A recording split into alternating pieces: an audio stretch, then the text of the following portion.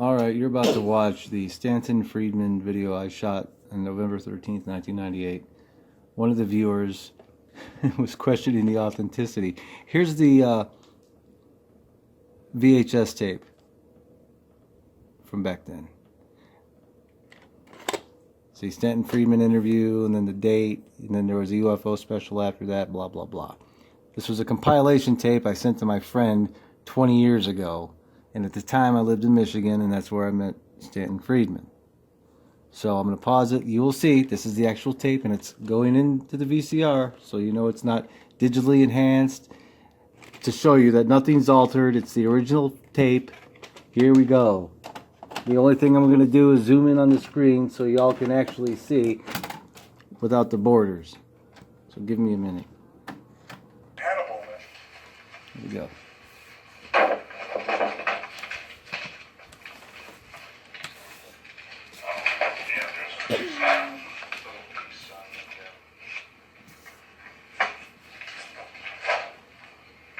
Anything to the Air Force. 5-page review of the last Air Force report, the fourth explanation for Roswell. Okay. Case closed, you know, with the crap, the crash test dummies. Oh, so there's my comments about that whole report, which I mentioned unfavorably. They lie about me, which says to me. See if we got anything else. Now, what was your, back in 77 or 76, I saw they were previewing all that old UFO stuff, and you had to explain something to the effect of different universes, how they could travel. And you had a chart, and you're standing in front of your chart, and you're doing all this, pointing to this galaxy, and I don't know. I don't talk it. Well, there is all the stuff with the Betty and Barney Hill case.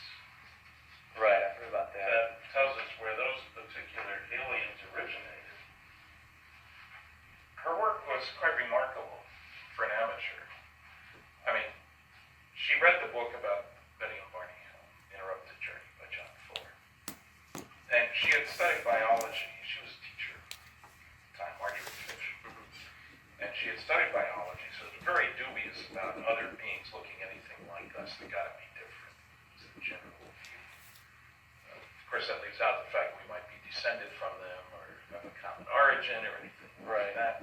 My grandmother thinks anything outside of UFOs are all from Satan. And I'm like, well, work of the devil. And I said, well, couldn't have God created other beings? I mean, keep it open. It's an insult to God to think that all he's done is here. Right. I mean, there's a big neighborhood out there, guys. So Marjorie, after she went up and saw Betty for several days, she went back and built three-dimensional models of our local galactic neighborhood. String and beads. Beads standing for a star in its proper three-dimensional location. And out of that work, there's a lot more to it. She was able to determine that the map actually meant something. The map's drawn in the book. Betty, under hypnosis, was given a post-hypnotic suggestion. If she could remember it accurately, please draw it later on. She did. It's in the book. Trouble is, what does it mean? So that Marjorie builds all these models. And at first she thought she'd get a lot of matches. She didn't get any. She was looking for a three-dimensional pattern that matched the two-dimensional one that Betty had drawn. And then a new list of distance. It's the distance data that's the hard part. You want to look at a star. We have good angle data, 2 angles. Right. It doesn't matter how far away the star is. The distance, the angle is the same. So when the new catalog of better distance data came out, it wasn't easy to measure distance. Rebuilt the model, there's the pattern. Now, out of that work comes the identification of the sources. And that gives you sort of a way to look at things about our local galactic neighborhood. Within 54 light years of here, there's 1,000 stars. 46 are similar to the sun and might be expected to have planets and life. Zeta 1 and Zeta 2 reticuli, the base stars, as it turns out, are only 37 light years away, which is just down the street. Yeah, that's not very far in light. No. Like the galaxy is about 80,000 light years across, so 37 light years is nothing. So I get a real rise out of people who say, well, look how much energy it would take to go to the next galaxy. Who cares? I'm interested in the local neighborhood. You know, if we need bread for dinner, my wife doesn't say, well, I guess we can't get it because you can't get the Sydney Australian back in time for dinner. Right. Go down to the store. It's 5 minutes away, you know. And so those two stars, as it happens, are the closest to each other pair of sun-like stars in our local neighborhood, less than a light year apart. Think about that. Next star over from the sun is 4.5 light years away. So we're out in the boonies. They got next door neighbors. Yeah. In addition, they're about 1 billion years older than the sun. And that's important because of Friedman's law, named by me for me. Technological progress comes from doing things differently in an unpredictable way. That is to say, the future is not an extrapolation of the past. The laser isn't just a better light bulb. The micro-integrated circuits aren't just tiny vacuum tubes. Entirely different physics. Nuclear rockets I worked on back in the 60s aren't just better chemical rockets. Entirely different physics. So it changes one's whole perspective about this whole business. I'm not saying all aliens coming here come from Zeta Reticuli, but certainly if they got a 1 billion year head start, if they got a 10,000 year head start on us, they're going to know some technology that we don't know. Have you ever heard of aliens called Hebs? Hebs? Yeah. No. Highly evolved Because there's beings. this interesting book. Now, I don't know. Who wrote it? Okay, it's by a guy named Neil Donald Walsh. I don't know. Neil Donald? Neil Donald Walsh. He lives in Oregon, Ashland, Oregon. Now, I don't know if... Don't know. Well, first off, his subjects about UFOs, that's a part of this thing. But he writes, okay, if you believe in God, and I do, okay, I mean, I'm not a big religious... There's a difference between religion and spirituality, I believe. Yeah.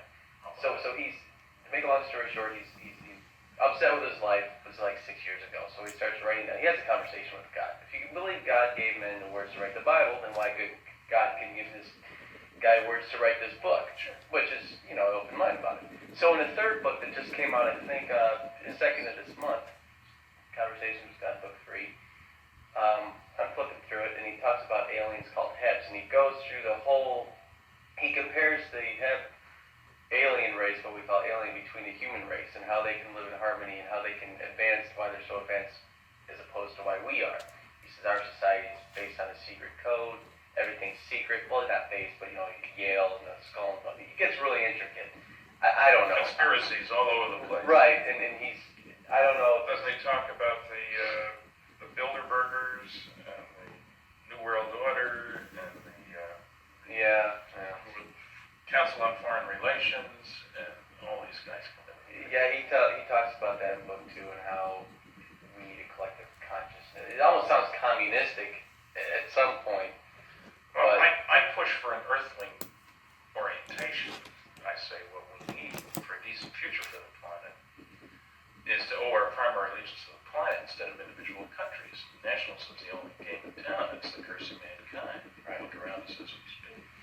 And one of the reasons I give for the cover-up, I give 5 normally. One is we want to figure out how they work. You set up your secret project. Rule number 1 for security is you can't tell your friends without telling your enemies. Right. There's no way to restrict the information you give out. They listen to the radio too. And the second problem, of course, is what if the other guy figures out how they work before you do? You don't want them to know. You know they know. Yeah. How do you defend against them? But the third problem is if you make an announcement, say the Queen and the Pope, that indeed some UFOs are alien spacecraft, what would happen? Well, I think church attendance and mental hospital admissions would go up, the stock market would go down. But I think the biggest thing that would happen... how would it affect the stock market? Uncertainty is always the enemy. It used to be the president got sick, the stock market would go down. How will that affect things, you know? Because you don't know what's going to happen, and that is not what stock traders like. But the big thing is the younger generation would immediately push for a new view of ourselves. This is based on 600 college lectures, so Well, that's the way I'm looking at it now. Well, this is a generation, remember, your generation wasn't alive when there wasn't a space program. You've grown up with the idea of space travel. Right. But way back when, well, in 1957, the guy who invented the vacuum tube, Lee DeForest, father of modern radio, made this statement. He said, the notion that man will go to the moon, land, pick up rocks, and bring them back for analysis here is the wildest science fiction, worthy of a Jules Verne. I am old enough to state that no matter what the discoveries of the future, that will never happen. It took 12 years. But I mean, that gives you a handle on the attitudes on respected people. Matter of fact, the British Astronomer Royal said space travel is utter bilge back then. I mean, you remember that DeForest said this in 57, not 27. Right. Yeah, might have seemed almost reasonable by then standards. So, the younger generation doesn't have any qualms about space travel. Yeah, We see it on TV. yeah. What's the big deal? Saturday morning television has got guys flying around in a spaceship and has had for decades, as a matter of fact. So I think the younger generation will push for an earthling orientation. Unfortunately, I don't know of any government on the planet that wants one, because it means giving up power. That's what we're talking about, is power. The intelligence agencies have power. The Director of Central Intelligence was forced to admit, because of a lawsuit, that his total annual budget 2 years ago was $26.6 billion. That's a black budget, not under direct congressional control. That includes CIA, NSA, NRO, DIA. So they knock off $5 to $7 billion each a year, which is an awful lot of money. Yeah, that's... You know, and so I can understand them not wanting to give up any power. And if there is a legitimate concern about how people will react, my fourth reason is that, incidentally, that the fundamentalists, Jerry Falwell, Pat Robertson, say this is all the work of the devil. And Pat Robertson last year, would you believe, said that anybody who believes there's other intelligent life besides us should be publicly stoned to death, according to the Bible. And that's supposed to be... religious, yes. But see, religion and like I said earlier, yeah, religion and spiritual, everything's about control. And if you don't... That's the kicker. Because they get scared, and I find out even my day-to-day life, people get scared when you tell the truth, and we just say what's on your mind, because they're just, how could you dare say that? Or if you say what somebody else is thinking, usually how you know is if they're not. You know what people forget, incidentally. Some people say, well, who cares what they think? Well, the religious right was very close to Bush and Reagan, politically. A lot of votes for those two guys. They'd be up the creek without a paddle if an announcement were to be made, since they've made it so clear that there's no other life out there. And then they admit they're wrong. Yeah, now the fifth problem is a legitimate one, in the sense that I believe if an announcement were to be made very carefully, not they're here to destroy us like War of the Worlds, Or you know, that would be something else. Independence Day. Or, yes, that's the same idea, Right. in a fancier way. War of the Worlds did it retail, or the Independence Day did it wholesale. You knock off a whole city, or, you know, at once. Anyway, if an announcement were to be made very carefully, a lot of people would say, well, gee, they're obviously more advanced than we are, since they're coming here and we're not going there. That means they got better technology. That means that soon there'll be new methods of energy production, ground transport, air transport, computers, communications. There goes our economy because of the uncertainty. And if you want a good example of how great we Earthlings are at making large-scale economic transitions, just look at Eastern Europe. Right. 9 years ago, you know, if the wall comes down, which it did, and if they have freedom, election, democracy, and capitalism, which they got, everything would be great, except everything's terrible.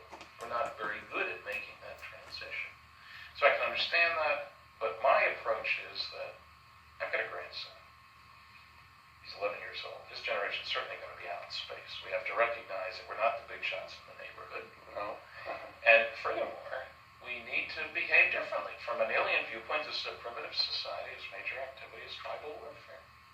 I mean, people tend to forget. World War II, we Earthlings killed 50 million, some say 70, but I'll be conservative. 50 million of our own kind. We destroyed 1,700 cities. That's pretty primitive. When I say it's a primitive society, its major activity is tribal warfare. And it's still that way. Just look around as we speak, whether it's Kosovo or Korea or whatever. And every single day of the year now, at least 30,000 children die needlessly of preventable disease or starvation. And yet we Earthlings collectively spent $750 billion last year on things military. Our priorities are a little screwed up, you know. Just so like...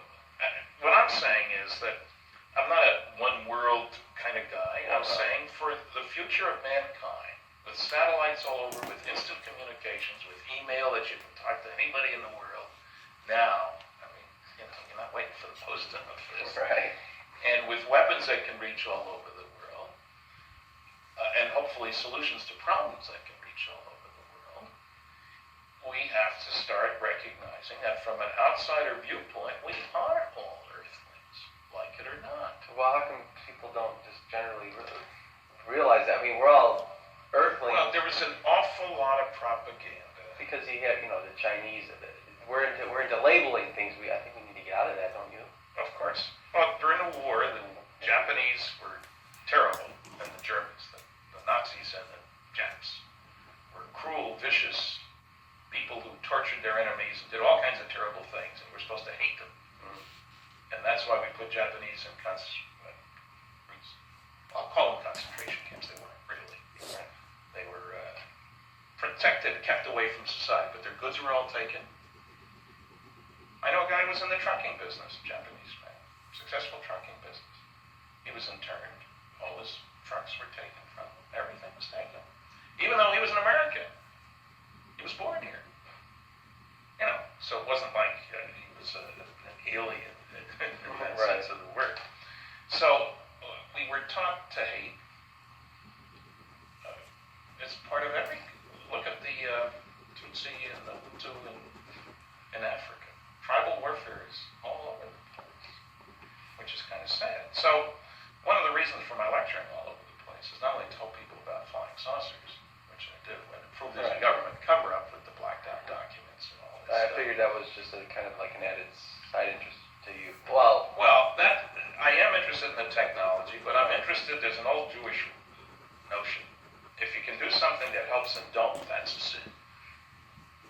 right. And if I can take advantage of my professional background as a scientist to get on stage, because I happen to enjoy being on the stage and do a good job of communicating. What? Want me to turn this up? I will. Well, it doesn't matter. I'm advertising. They can bring me in to speak again. Well, I'm not selling this, so I'm No, my personal. no. What I'm saying is that somebody has got to stand up who can handle the guff, and I'll take on anybody. I know people who are very bright, but they'll give you good answers to a question today, tomorrow. I'm good on my feet. I've done debates at Oxford University Debating Society, and we won on UFOs. And I've done some other debates too. For people who don't think most people believe in UFOs. I was in England in June of '97, close to the 50th anniversary of Roswell. People wanted me Everywhere. and stuff, yeah. So it was during that time that the Air Force came up with this stupid crash test dummies explanation. It was played big in London on the 24th of June. You really didn't hear too much about it here. I mean, it was, but it wasn't as highly. Well, it was in all of the, I think there's 5 major London papers. It was front page and all. And it was on the news. And that was on the 24th of June. On the 27th, I was in a television program. Strange, but true. Set up as supposedly a debate. Me and Tim Good and Nick Pope I've heard of it. versus 3 con men. They were professors of physics, astronomy, and psychology. And it wasn't really a debate. They had live audience, some people, debunkers and others getting up to say their piece, and they had taped interviews with astronauts and cosmonauts and so forth. Well, all during the show, it was 90 minutes, heard all over England. All during the show, you could call in one number to say yes, another number no to the question, do you think aliens have visited Earth? 100,000 people registered their vote. That's big. It's not scientific, but it's big. Right. 92% said yes. 92%? I mean, you never get that many people agreeing on anything. So if society in whole, I mean, on the planet as a general, agrees that there is something, what's the, I mean, The press and the governments. But the problem... It seems like the people are owning up to it first Oh, of course. before even, Yes. Look, the Gallup poll says ratio of believers to non-believers is 1.5 to 1. The greater the education, the more likely to believe in UFOs. Now, you won't find that in the New York Times. Right. You see, what we're dealing with here is a serious difficulty. Everybody agrees, even the New York Times and the Washington Post, that if aliens were visiting Earth, that's a big story. no question about that. But they take great pride in knowing about all the big stories, and since they don't know anything about flying saucers visiting the Earth, they must not be, and anybody who says they are must be some kind of a nut. And so there's no point in digging into the evidence. And one of the 12 PhD theses that's been done deals with press coverage of the subject and has some very strong words to say about how inadequate it was and how unfortunate that the press didn't do a better job, didn't seek out proper sources and so forth. It was also interesting. No, I'm just saying that the problem isn't that the people don't believe. I've had 11 hecklers and over 700 lectures, and I come on very, very strong, and 2 of them were drunk. No eggs, no tomatoes. After one lecture, had about 800 people in a hall for 650 up in Manitoba, Winnipeg. Somebody in the back gets up early in the question and answer period. Enjoyed your lecture, but how about polling this audience to see where they stand on UFOs? I'd already shown the Gallup poll data. I said, well, I don't normally ask my people in my audience to stick their necks out, but well, I said, I don't think anybody will mind. Everybody claps. So, okay. 90% of the people in the audience, better than 90%, said flying some UFOs are alien spacecraft. I had no idea how it was going to turn out. But see, I judge by the question and answer period. If I don't get many negative questions, then I must have reached people. Right. Because I take open questions, they're not written questions. I can't throw out the ones that I want to do. Whoever raises their hand, which makes it a lot straighter. I can't control anything that way. People know that. So what I'm saying is that it's often been the case that the press lags behind. And, everybody thinks, oh, what a wonderful job they do. The Iran-Contra case came to light because of a Lebanese newspaper, not the Washington Post or the New York Times, even though it happened in their backyard. So they've missed the boat on a lot of occasions. Look how, it's only just a few years ago that the government admitted that more than 30 airplanes had been shot down trying to penetrate the Soviet Union to get information about their electronics and stuff.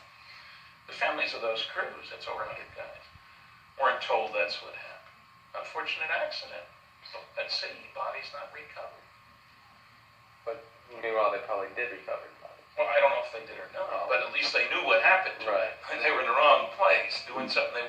In some cases, they were definitely over Soviet territory.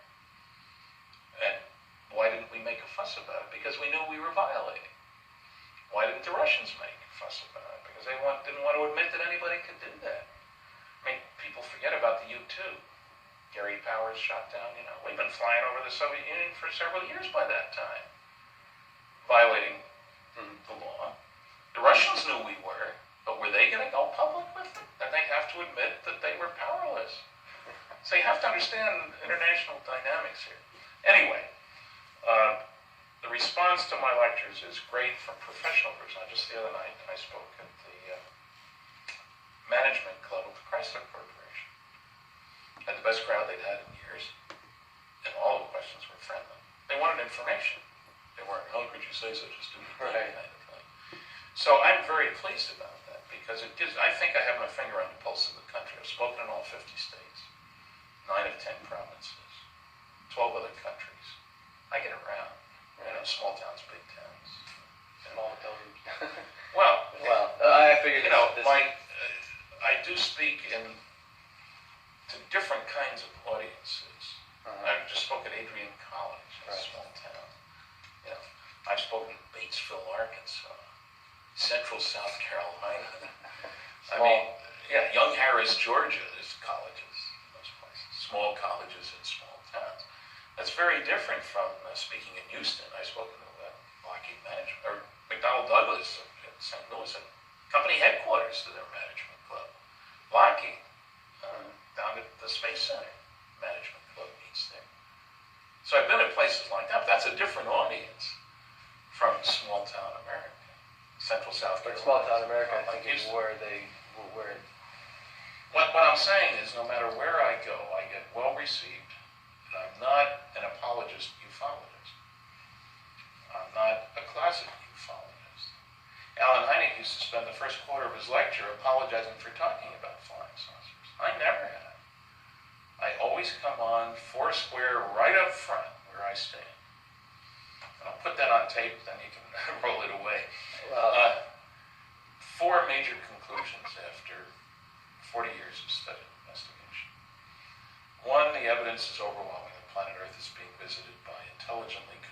extraterrestrial spacecraft. In other words, some, underline the some, 27 times, some UFOs are alien spacecraft. Most are not. I don't care about that. Just as the basketball coach doesn't care about the midgets. He said, give me the 7-footer. What do I care how many midgets there are? Secondly, we're dealing with a kind of cosmic Watergate. That doesn't mean everybody in government knows what's going on. That's not how security works. It means some few people in major governments have known since July 1947 that some UFOs are alien spacecraft. We recovered 2 crash saucers with alien bodies. That was a good reason for thinking so. 3, none of the arguments made against the first 2 conclusions by a small group of very noisy negativists, people like my University of Chicago classmate for 3 years cross-site, stand up under careful scrutiny. Their arguments sound great until you look at the evidence, and then they collapse. And finally, 4, we're dealing with the biggest story of the millennium, visits to planet Earth by alien spacecraft, successful cover-up of the best data, bodies and wreckage for 51 years. That's how I start all my lectures. So that's why I say I'm not an apologist, ufologist. I put it, in your face, kind of thing. Have you seen that UFO Autopsy film? I'm in it in what Fox broadcast, yes. They interviewed me for 3 hours, and it was 30 seconds. And I have a whole chapter in my book, Top Secret Magic, about the autopsy, because I met with the exploiter, Mr. Santilli. Everything he told me in our first phone conversation turned out to be a lie. Okay. So Yeah, I met him in England twice. I had phone conversations with him besides. And that's all. You think that's a lie? Yeah, I've got very good. When everything he tells me turns out not to be true, it's not a good start. Right. For example, he said that they had shown that President Truman was in Dallas at the time of the autopsy. I said, you checked with the Truman Library? This is not an antagonistic session. This is the first one, and I was hoping, gee, if this is true, wow, Yeah. let me help. He said, yes, they had. Well, I checked with the Truman Library, and of course, Truman was nowhere near Texas or New Mexico from June through October of 47. When I told him that in person, it was in conjunction with his trip to Ottawa. Well, Ottawa was 450 miles north of Washington. Roswell, or Dallas rather, is 1,200 miles southwest. Yes. And the trip to Ottawa was in mid-June and was by train. And he was visible. I mean, he got off the train and talked to people and so forth. He told me that they had all kinds of information about the cameraman. And he is who he says he is and was who he says he was. Boxes of papers. Well, he's never shown any of that. He gave me a name for the cameraman, Jack Barnett. And his connection with him was that he was buying old Elvis footage for a video he was preparing. And it turned out that indeed, if you look in a book about Elvis, you'll see that the first guy to film Elvis was Jack Barnett from Cleveland. Okay. And then I checked it down because the book mentioned somebody else, and I found that somebody else was an expensive lawyer, incidentally. And yeah, Jack did film Elvis. Jack was well known. He was an officer in the cinematographers union and stuff. Worked for Universal Studios. So that's how. Well, but he died in 1967. I've got his death certificate. So he couldn't have sold Mr. Santilli anything in 94 or 95. Because He's dead. In addition, he wasn't in the military. Never in the military. He was quite legitimate. I got a picture of him and Harry Truman, for that matter. And from the Union and stuff, I mean, there's no question it was a real Jack Barnett, a well-known cinematographer. But he wasn't in the military. He wasn't alive at the time the film was purchased. And then Mr. Santilli he set up a company, Roswell Footage Limited. Okay, but as soon as it became obvious that this wasn't Roswell, Jack says that it happened near Socorro, New Mexico, 170 miles away, in the end of May or early June. We have no record of any crashes there. And if that's the case, why would the photographer have been flown to Roswell, which he said was? There are 4 military bases much closer than Roswell to Socorro, where there were scientists and high security. Roswell had high security, but it wasn't a scientific place. It was a psych base. Right. The only atomic bombing group in the world, So nothing. There were a whole bunch of other things he said that just weren't true. Yeah. So what can you do? I mean, he said that Kodak had dated the film. Not true. What he found out was if there were certain marks in the film on the edge of the film, and the film had been made in 2747 or 67. But he never gave them the film they wanted to date it. They're the only ones who can, just like only Coca-Cola knows what the formula for Coca-Cola is, you know. And then all he wanted was like 50 frames, 2 seconds worth, roughly. And he kept promising, but he never provided it. So that was a lie. See, that sounded very impressive when he told me that they'd shown that the film was dated 1947. Oh, you know. Yeah. And he sounds like he's just looking for. In the movie, in the Fox Network show, the special effects people had been told that the film was dated to 47. So their evaluation of whether it was real or not real was based on, geez, if that's really 47, that would have been darn good for that. We can do it now, but for 47? Oh. Well, it was a lie. It wasn't dated to 47. So anyway. So there you have it, the whole videotape interview with Friedman. Sorry you had to view it that way, but that's the quickest I could get it digitally. And sorry that the camera tripod fell at the end there. So no enhanced video, nothing made up. It's a true videotape, original.